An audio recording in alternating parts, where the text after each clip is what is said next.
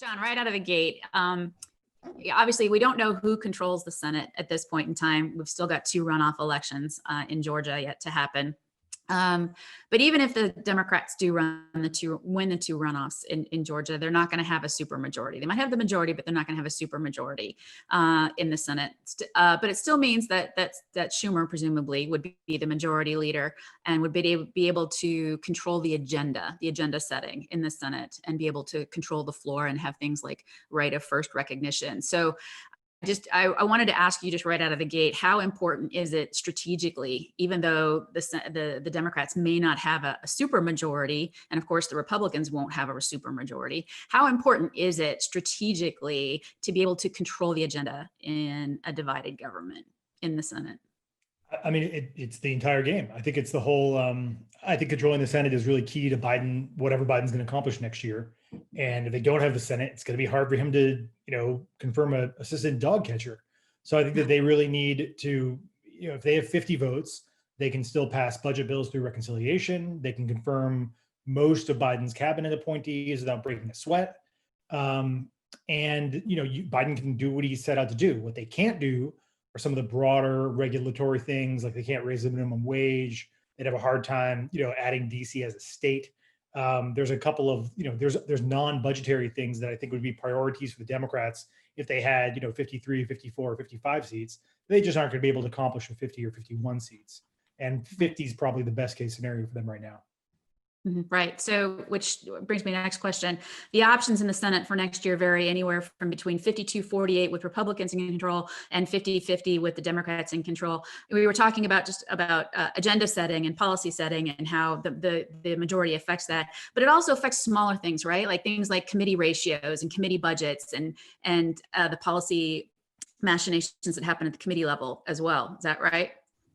Yeah, I mean, I think that the Republicans stay in control of committee, Republicans stay in the majority.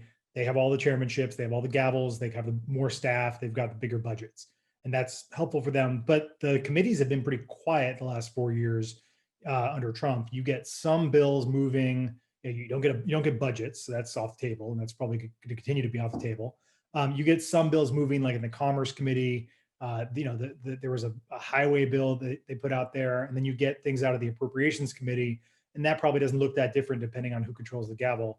But if the Democrats get 50-50, then you've got to negotiate all that stuff. You've got to negotiate who's going to be in charge, what the budgets are going to be, what the ratios are, and all those things. And a 50-50 Senate is a really, really challenging way to govern. So I think that even in the Democrats' best case scenario right now, you're looking at a pretty limited agenda for Biden. How are you advising clients right now over the next 2 years ahead of a midterm election?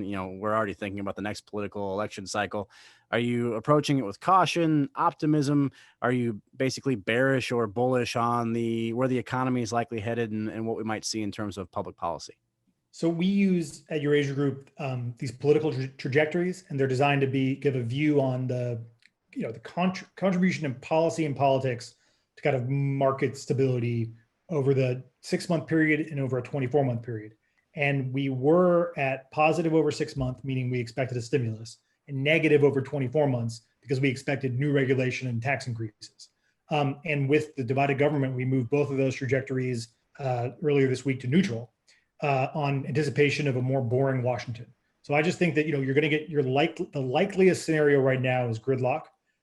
Where you don't see a lot of volatility coming from hostage taking around the debt limit, but you also don't see big tax increases, and you're not going to get a big stimulus. So it's just neutral. And I think that a lot of you've had the last 12 years have been marked by a period of high tension, high partisan tension, radical shifts in policy. And now you're going to just get 2 years of kind of, I think, a pretty boring outlook, which is going to be good for markets for the most part, because and the first 6 months of next year could look great with the COVID vaccine coming back online in terms of economic growth.